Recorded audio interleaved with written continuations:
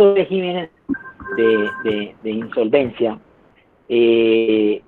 existen o existen dos grandes, llamémoslo, situaciones, dos grandes regímenes de insolvencia, uno para los comerciantes y otros para las personas naturales.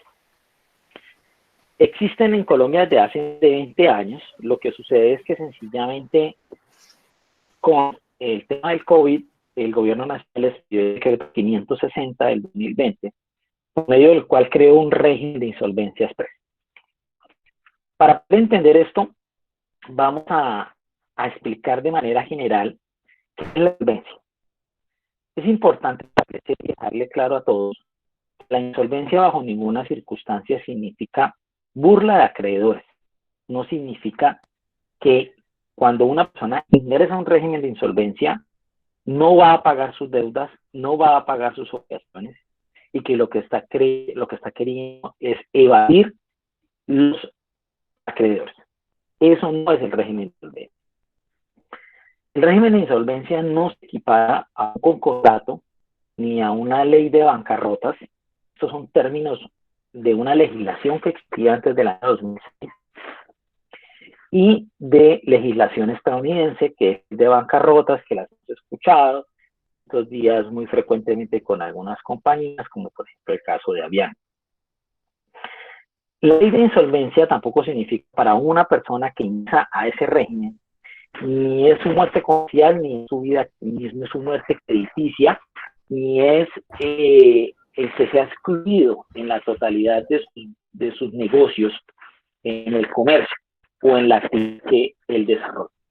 Simplemente es un régimen por medio del cual la ley le permite, ante una situación económica compleja, sentarse con sus acreedores, llegar a acuerdos y negociar con algunos beneficios que da la ley desde el punto de vista de tributarios, de negociar quizás en la gran mayoría de las negociaciones sin intereses, y de suspender las medidas cautelares o embargos para que esta persona pueda salir adelante y saliendo adelante pueda pagar esas obligaciones. Cuando una persona tiene grandes problemas económicos, todos sus acreedores entonces lo atacan, todos sus acreedores lo embargan, le embargan sus cuentas, bienes, y realmente el significado o el resultado de esto es que entonces lo que esta ley o que busca las regímenes de insolvencia es suspender todos los embargos, suspender todas las medidas cautelares que tiene para que queden congeladas, las metamos en una sola bolsa de negociación y la persona pueda seguir trabajando, pueda seguir produciendo sin medidas cautelares para que produciendo pueda cumplir el acuerdo que es aprobado por los mismos acreedores y en los cuales les va a pagar en X periodos de tiempo conforme a las reglas de los acuerdos de negociación. Entonces, como observamos, realmente es un mecanismo muy importante, muy interesante, que ha establecido la ley tanto para las personas que ejercen el comercio como para las que no ejercen el comercio. Es importante tener en cuenta que, como les mencionaba, este régimen de insolvencia está garantizado la ley en tres leyes. Llamémoslo. La ley para el tema de las consecuencias de los comerciantes o personas naturales, las contamos en la ley 1116 del 2006, discúlpenme ahí en la diapositiva está mal, 2006, y el decreto 560, que es el que se va a despedir por el tema del COVID. Esto es normas exclusivamente para los comerciantes, para las personas naturales que hacen la actividad del comercio regulada en el Código de Comercio, para las personas jurídicas o sociedades. Solo a ellas les aplica la ley 1116 y el decreto 560. Y para las personas naturales que no ejercen actividades comerciales, como por ejemplo un empleado, un docente, un pensionado, cualquier persona dependiente que no ejerce actividades comerciales, también las profesiones liberales, podemos decir, un médico, un abogado, está el Código General del Proceso en su artículo 531 que estipula el régimen de insolvencia para las personas naturales no comerciales. Eso significa que en Colombia cualquier persona que tenga problemas o tenga inconvenientes puede asumir o puede iniciar un proceso de insolvencia, ya sea en su calidad de persona natural o ya sea en su calidad de comerciante. Y los efectos, como lo vamos a ver, de cierta manera son similares o semejantes, o las ayudas que da el gobierno son iguales. ¿Qué sucede cuando una persona inicia un proceso de insolvencia? Cuando las personas inician un proceso de insolvencia, la ley inmediatamente trae unos efectos inmediatos con la sola presentación de la solicitud del trámite. Es decir, sin que los jueces competentes, que en un caso es la Superintendencia de Sociedades y en el otro caso el juez civil del circuito para las personas naturales, con la sola presentación de la demanda, inmediatamente a partir de ese momento, sobre esa persona que ingresa en insolvencia, no se le pueden volver a iniciar procesos judiciales en su contra. Es decir, no se le puede demandar a esa persona.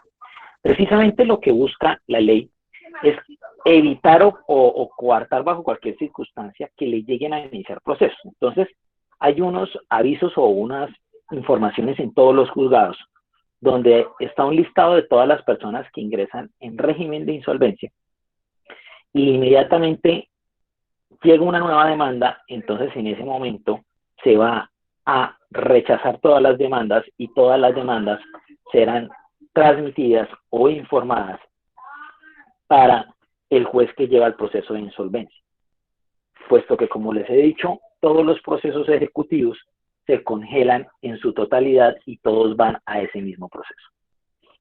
Por otra parte, a ese deudor no se le puede suspender la prestación de los servicios públicos, no se le pueden suspender la prestación de los servicios de administración en las propiedades horizontales, no se le puede desalojar de los bienes. Entonces, si esta persona es un inquilino o esta persona tiene contrato de arrendamiento en el caso de los comerciantes que tienen sus empresas, sus locales, la ley les prohíbe tajantemente iniciar procesos de restitución.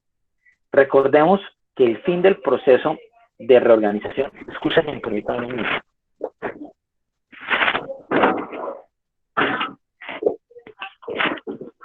Los procesos de reorganización tienen como esa finalidad que es proteger la economía, proteger la unidad económica, proteger al comerciante, proteger el empleo y proteger el crédito. Esos son los fines del proceso de reorganización. Entonces, como lo que tenemos que es proteger la unidad económica y tenemos que proteger al comerciante o a esa persona que está en esa difícil situación, la ley pone esas barreras para que no lo puedan seguir atacando y no lo puedan perseguir, no lo desalojen y sus deudas pues queden ahí en ese stand-by. En el tema de la propiedad horizontal, y al igual que en todas las demás obligaciones, es el deber o la obligación de que los administradores de los conjuntos residenciales ingresen a esos procesos de reorganización. En el caso de la régimen de insolvencia de las personas naturales, el artículo 545 del Código General del Proceso nos dice que las cuotas de administración y servicios públicos necesarios para obtener el paz y salvo para la enajenación solo se podrán reexigir respecto a aquellas acreencias causadas con posterioridad a la aceptación de la solicitud. Voy a resumirles para un ejemplo práctico. Tengo un propietario comerciante. Es un señor zapatero. Vive en mi unidad residencial. Es el dueño del apartamento. Tiene una cartera de 5 millones de pesos.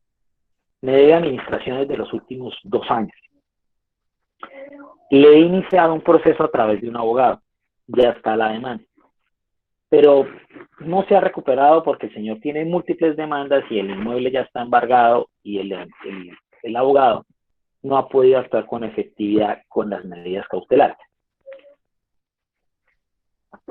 Este señor toma la decisión de iniciar en un proceso de ley 1116 o el decreto 560, que lo vamos a ver rápidamente ahorita más adelante.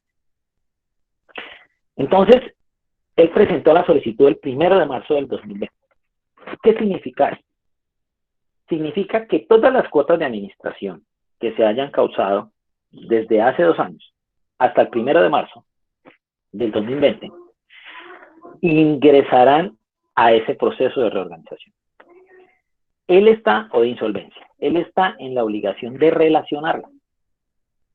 Pero si no la relaciona y el administrador a través del abogado no hacen parte de ese proceso de insolvencia, miran que estén ahí incluidos, pues esas deudas quedarán excluidas y no serán beneficiadas de pago. Entonces, lo primero que debe hacer un administrador, una vez sepa que una persona ingresó en un régimen de insolvencia, es contratar los servicios de un abogado para que se haga parte dentro de dicho trámite para verificar su acreencia. Eso llamémoslo en la operatividad. En el tema contable yo la tengo que trasladar a una cartera de difícil cobro, a un rubro donde nos va a quedar en difícil cobro, porque muy seguramente esta cartera pues va a quedar sujeto ya a la negociación. Yo no le puedo cobrar ni intereses, ni capitales, ni absolutamente nada sobre las cuotas de administración al 1 de marzo cuando él presentó.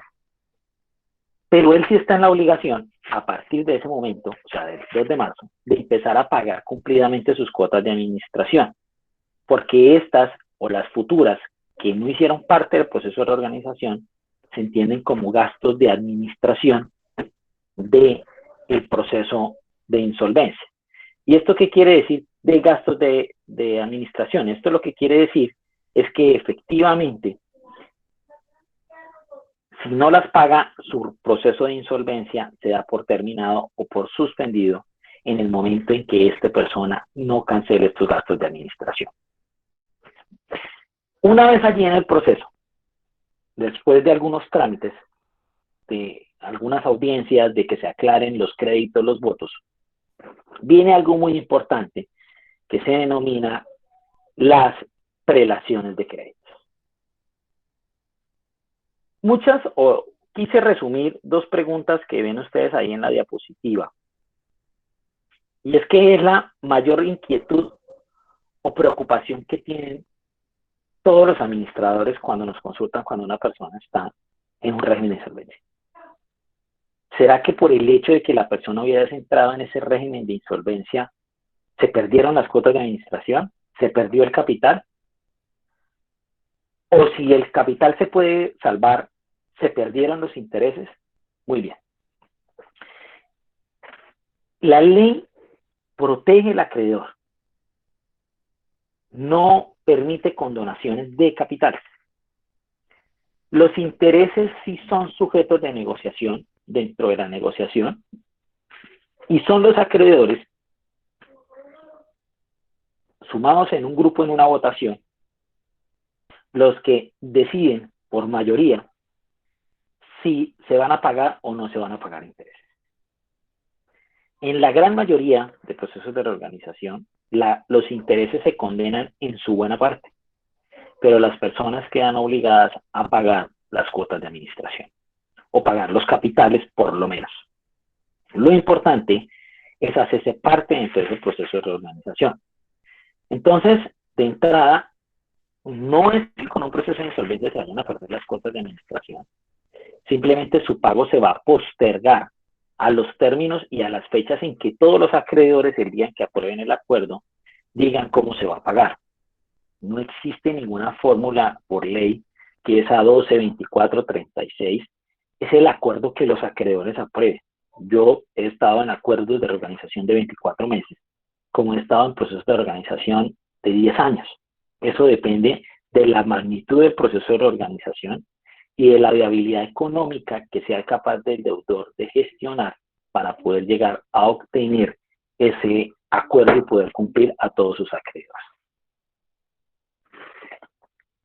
En todos los procesos de reorganización existen unos órdenes o una prioridad de pagos.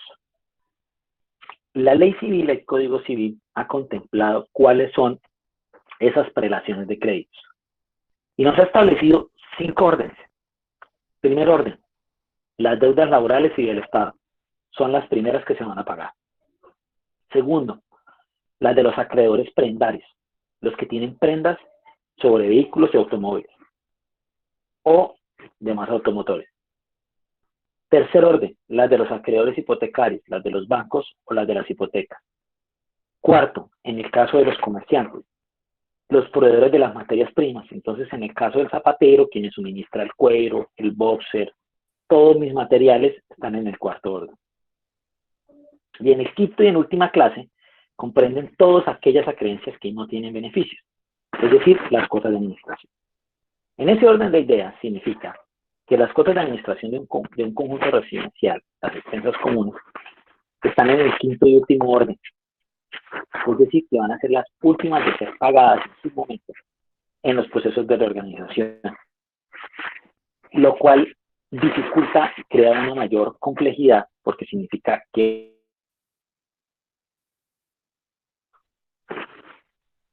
¿qué pasa si mi inmueble o el inmueble está en reorganización y el juez del concurso autoriza vender ese inmueble? En Bucaramanga, una de nuestras grandes constructoras de mucha tradición en la ciudad de más de 100 años, un proceso de reorganización se denomina Urbana. Y más de 700 clientes están metidos en este proceso de reorganización sobre proyectos nuevos. Y muchos apartamentos de ellos se están vendiendo en este momento y los jueces están autorizando la escrituración dentro de ese proceso de reorganización. Las personas estarán obligadas solo a pagar las cuotas de administración que se causaron con posterioridad a la entrada de la reorganización. Y las deudas viejas seguirán ahí en el proceso, pero con la suerte de que la ley 75 en su artículo 29 estipula que en el caso en que el inmueble sea transferido, existe una solidaridad con el nuevo propietario. Es decir, que lo mejor que nos podría pasar en una propiedad horizontal, que un proceso de reorganización, es que se autorice la venta, porque quien venga va a quedar responsable y solidario de esas obligaciones, por lo menos de los últimos 5 años, por expresa disposición de la ley C75 y régimen especial en la materia. Entrando específicamente, esto que hemos hablado es de manera general lo que es un proceso de insolvencia a grandes rasgos y la incidencia en esas cuotas de administración. El decreto 560 del 15 de abril del 2020, expedido por el Gobierno Nacional en medio de la emergencia del COVID, creó un tercer régimen de insolvencia o un régimen de insolvencia expresa, en la cual, de manera extrajudicial, las personas van a poder acudir a las cámaras de comercio o a las superintendencias para que en un término expedito no superior a 3 meses se sienten y negocien sus acreencias. ¿Y cómo se hacen estas negociaciones? Yo voy, pongo de presente mis activos, mis pasivos, mi actividad, se clasifican esas categorías, se dan unos derechos a voto, dependiendo del capital de sus obligaciones, y hago una propuesta de pago. Mi propuesta de pago es que les voy a pagar a todos, voy a dar un ejemplo, de 36 meses en cuotas semestrales, y les voy a pagar absolutamente a todos en esos 5 cuotas durante 6 meses. Yo lo someto a aprobación de mis acreedores. Si mis acreedores aceptan, entonces se firma un acuerdo, el juez lo aprueba y ya tiene efecto de cosa juzgada. Se me levantan las medidas cautelares, se me levantan mis embargos y yo puedo empezar a trabajar libremente sin ningún problema, sin tener la preocupación de que me vayan a embargar o pagar. Y solo hasta cuando se cumpla la primera cuota, pues yo debo que poner a disposición del juez los dineros para pagar todas las obligaciones. Este mecanismo inicialmente estaba establecido en la ley 1116, un mecanismo que se demoraba 2 o 3 años para el tema de los comerciantes. Este decreto lo que busca es que de esta manera rápida, en un trámite de 3 meses, las personas puedan salvar y presentar sus empresas o puedan salir adelante con el fin de que se genere empleo, con el fin de que no se acaben las empresas. Este decreto busca proteger la empresa comunidad ante todo, busca proteger el empleo sin importar quién sea el dueño. Inclusive trae herramientas como las que se puede pagar las deudas con las mismas activos o las mismas acciones de la empresa en aras de que ésta se mantenga. Adicionalmente, dentro de estas normas encontramos que este mecanismo trae unos beneficios tributarios para las personas que se acojan a estos trámites en los efectos de declaraciones de renta, en los efectos de las rentas presuntivas, en el cual no están obligados a tenerlos que pagar siempre y cuando pues, las personas entren a este régimen de insolvencia. Y adicionalmente, pues a ello, dentro del decreto, se trae la herramienta para que sea de manera expedita y esto no permanezca o no dure por más de 3 meses este proceso. Entonces, para concretar, ustedes como interesados en la propiedad horizontal, no les debe que preocupar un régimen de insolvencia. No significa que el dinero se vaya a perder. No significa que la copropiedad deba castigar esa cartera. Deben acudir inmediatamente al proceso a través de un abogado para saber que está reportado su acreencia, ejercer su derecho a voto y hacer parte de ese proceso. Si ustedes no se hacen parte y la deuda no queda incluida, sencillamente ahí sí queda excluida y la persona no estaría obligada a pagar. Una vez tener clara la fecha desde cuando la persona entró en insolvencia, para a partir de ese momento empezar a cobrar las cuotas de administración. Usted debe que sacar del recibo lo viejo y de las cuotas de administración y debe que empezar a generar un nuevo recibo con las nuevas cuotas de administración. So pena de que si la persona no paga, pues se le acaba el proceso de reorganización. Muchas personas usan la reorganización como excusa para no pagar las cuotas de administración, aún inclusive después de la reorganización. Y la ley es clara y establece que eso es una sanción perentoria para la terminación del proceso. Posterior a ello, asistir al proceso, asistir a la audiencia de aprobación del acuerdo para saber cuáles van a ser los términos de acuerdo, ejercer su derecho, votar dentro del proceso y posterior a ello estar pendiente en las fechas de pago, en las fechas en que se causa ese acuerdo de reorganización, para que allí le sean pagados los dineros a la copropiedad. ¿Que se convierte en una cartera de difícil cobro? Sí. Pero al igual hay mucha cartera que aunque no se entren reorganizaciones de difícil cobro, cuando no existen las medidas cautelares o no existen los bienes suficientes para poderse recuperar. Los inmuebles se pueden vender, las personas pueden vender los inmuebles con autorización del juez, que no les puede exigir el pago de las cuotas de administración del proceso de reorganización, pero sí debo dejar la constancia en los pasisalvos, cuando otorgue los pasisalvos como administrador, de la existencia de la deuda, de la existencia del proceso de reorganización y de la existencia de que usted como nuevo propietario que venga a adquirir este inmueble, pues efectivamente está en esa obligación de venir a cancelar. Este decreto 560 va a ser muy utilizado, se espera una demanda. En este momento en Colombia existen 2.700 procesos de reorganización en comerciantes, se espera una demanda de casi 7.000 procesos y alrededor de 50 billones de pesos van a entrar en procesos de reorganización. Es decir, que esto va a ser muy común, muy seguramente a muchos de ustedes les va a tocar hacerse parte de estos procedimientos y de estos procesos.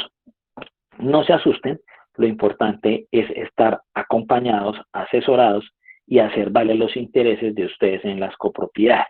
En el tema contable no se debe que castigar ese dinero, simplemente ingresarlo a una cartera de difícil cobro y que quede clarísimo que es un proceso de reorganización. Los derechos de la propiedad, al igual que en cualquier proceso ejecutivo, no se suspenden, la persona sigue siendo dueña, puede seguir participando de las decisiones de la copropiedad, a no ser que en el reglamento tengase prevista la prohibición de sus derechos de participación para los morosos o las personas que tengan estas controversias. De manera general, esto era lo que les quería pues comentar. No sé si tengan dudas o inquietudes al respecto para resolverlas. Buenas tardes para todos. Doña Marcela, me corrobora si vamos a dar 15 minutos de panel de preguntas. 10 minutos nos queda.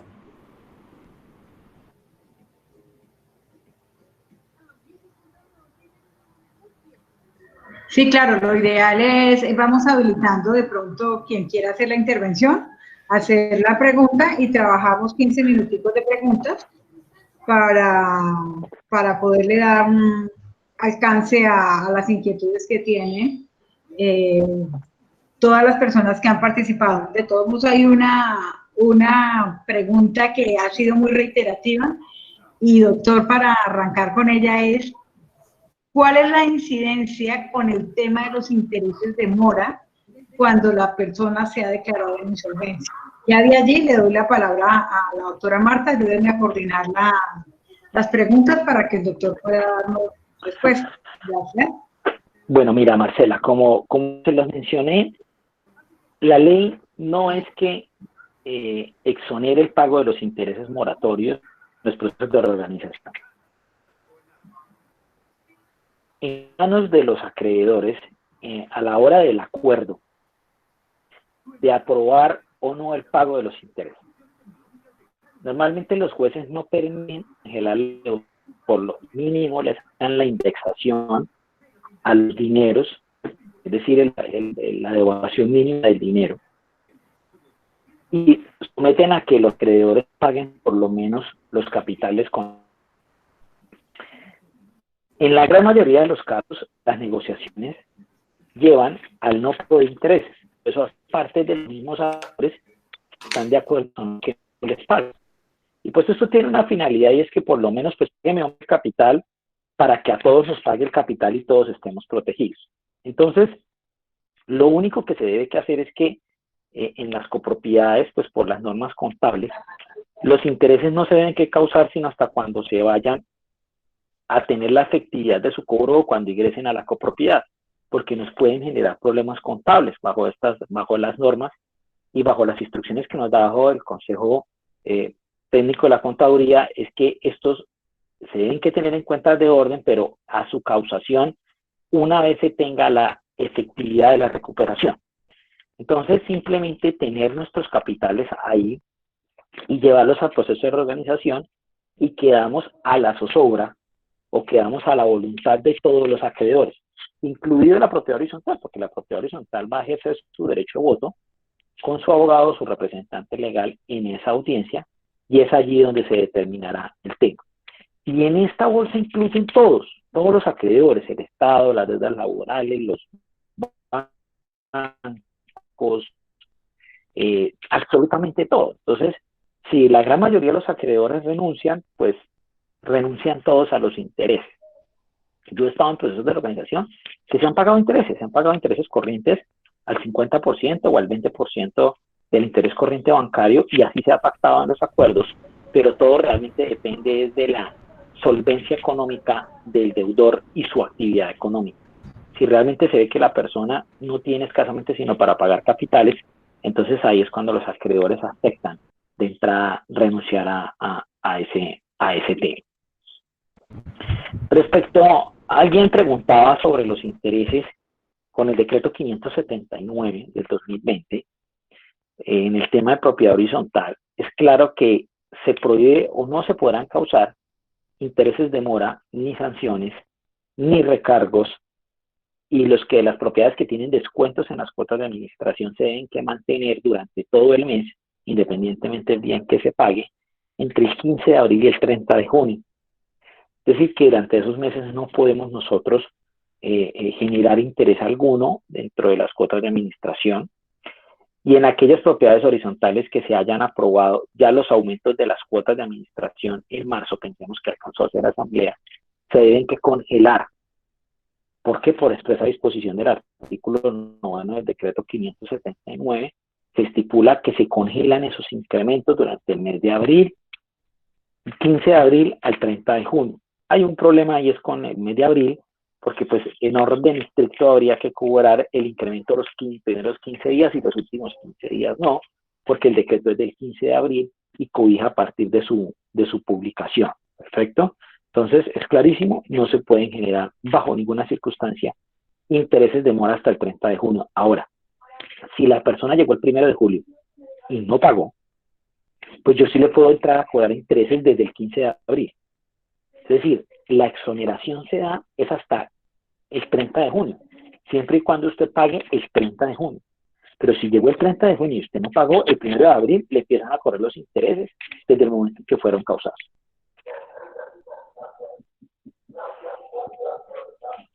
¿Puede un empleado oficial del gobierno declararse insolvente? Sí. Recordemos, como lo vimos ahorita, que el régimen de insolvencia para la persona natural está contemplado en el Código de Procedimiento, en el Código General del Proceso, a partir del artículo 535, y precisamente esas normas son para los no comerciantes. En Colombia, cualquier persona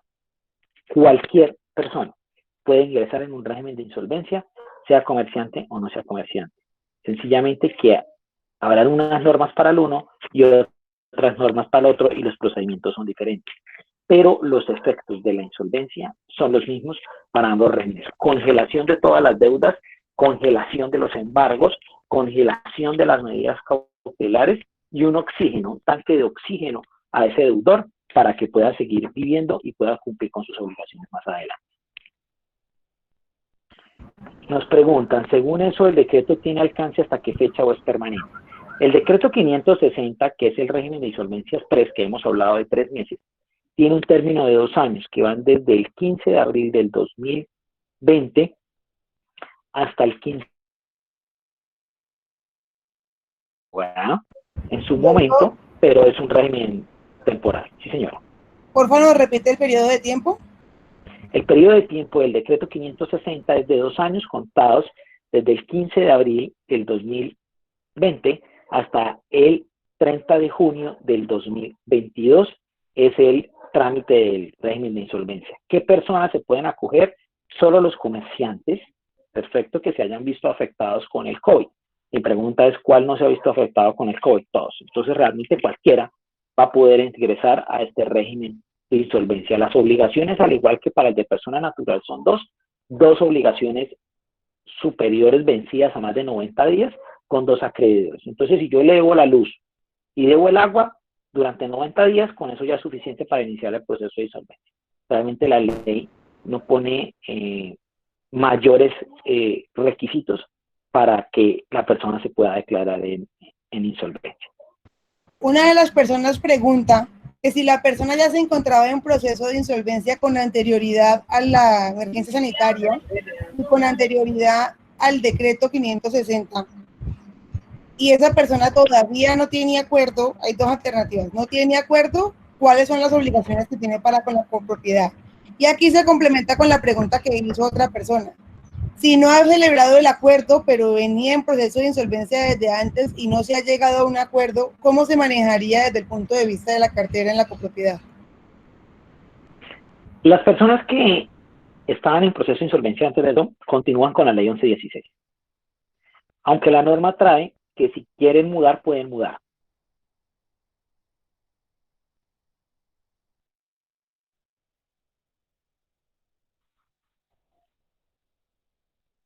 Bueno, muy bien. Entonces, las que estaban antes del proceso del decreto siguen con la ley 1116.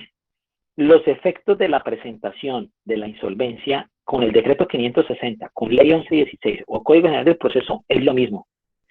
Las cuotas se congelan hasta el día de la presentación de la solicitud. Es muy importante que todos tengan clara esa fecha cierta, cuándo la persona presentó la solicitud y cuándo fue admitido ese trámite. Porque a partir de ese momento la persona debe pagar las cuotas de administración mes a mes, so pena de que el acreedor exija la terminación del proceso de insolvencia y los beneficios que éste trae. Entonces, si la persona había entrado, él debe que seguir pagando las cuotas de administración desde esa fecha. Si la había presentado hace 1 año, usted como administrador tiene que cobrar y está obligado a cobrarle. Aún más, ahí sí puede iniciar procesos ejecutivos y decretar nuevas medidas cautelares, porque la ley le congela lo viejo, pero no le significa que lo va a seguir respaldando, cubriéndolo sin que lo puedan demandar por los nuevos pagos, porque se supone que usted ya no tiene que pagar nada de las deudas hasta cuando llegue al acuerdo se supone que usted ya tiene oxígeno, se supone que usted siguió produciendo, pues por ende debe que pagar mínimo sus obligaciones. Entonces ustedes pueden exigir el pago de esas administraciones a partir del momento en que fue presentada la solicitud.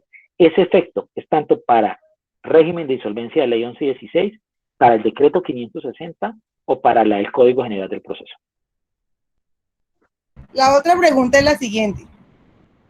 Que si bien es cierto entró y presentó la insolvencia en abril, con posterioridad al decreto 579. 560.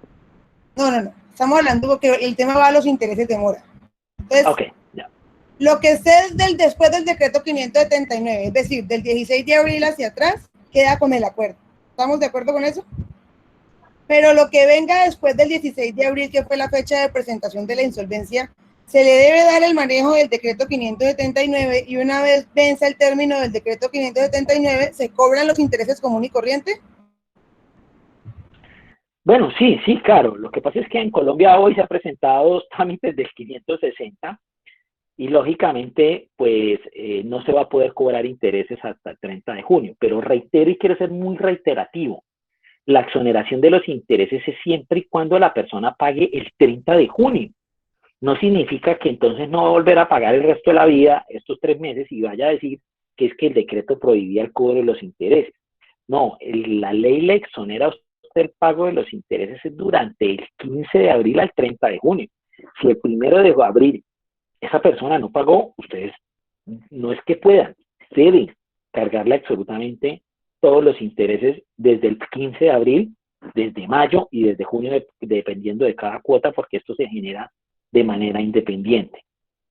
Pero en sí los intereses, vuelvo y reitero, de los procesos que ingresan a la organización, quedan a la suerte de la aprobación del acuerdo. Aquí no hay ninguna ley, aquí no hay ningún decreto que diga qué pasa con los intereses, en qué porcentaje se pagan, sino son los acreedores mismos los que van a llegar a tomar la decisión, cuál es el porcentaje de intereses que se van a reconocer o no se van a reconocer dentro del proceso.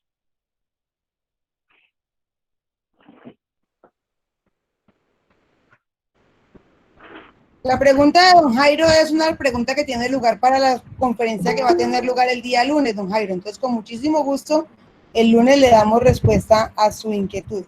Yo tengo una pregunta, doctor Monsalve, que tal vez esté en la cabeza de la gente, pero la gente está más preocupada por el manejo de los intereses desde el punto de vista de la insolvencia y desde el manejo de las facturas en las copropiedades. ¿Qué significa para una persona que entre en insolvencia? Es decir, la gente considera que si entra en un proceso de insolvencia no va a volver a pedir préstamos, si es un cierre entre las entidades financieras. ¿Qué implicaciones trae para esa persona desde el punto de vista del poder adquisitivo? Una de las diapositivas que mostrábamos y por ahí siempre empiezo es esto. La insolvencia no es muerte comercial, ni crediticia, ni social.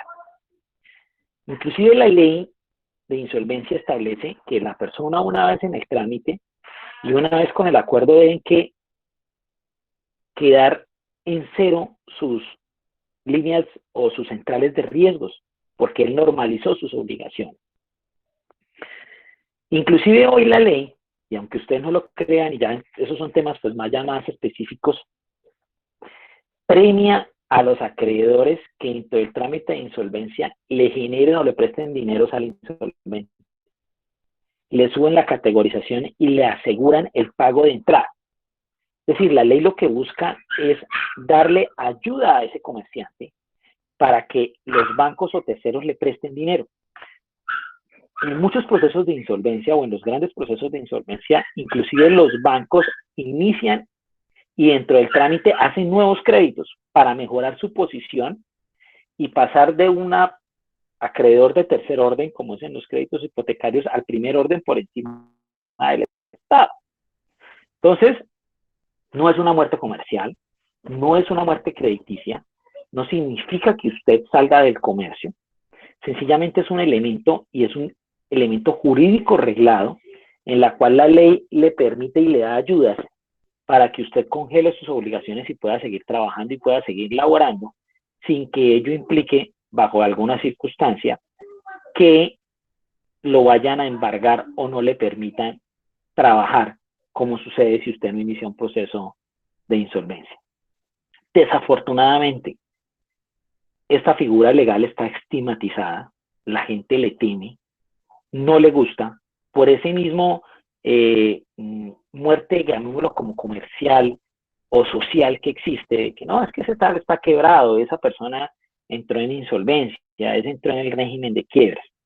Pero yo les puedo asegurar que con esto va a cambiar, porque muchas personas naturales y muchos comerciantes van a ingresar en esto.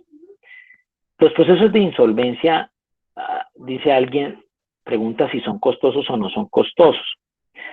Todo depende efectivamente de los activos, depende de la magnitud de las deudas de la persona y depende de la envergadura del tema.